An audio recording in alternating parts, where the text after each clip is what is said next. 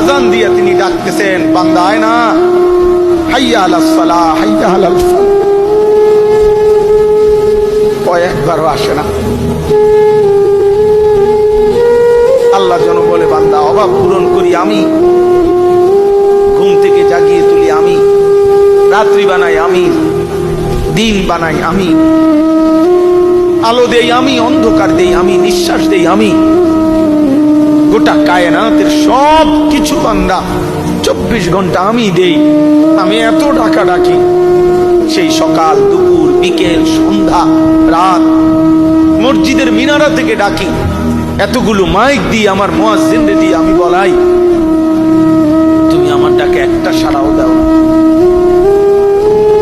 365 দিনে বান্দা আমি তোমার একদিনও ফজরের নামাজে দেখি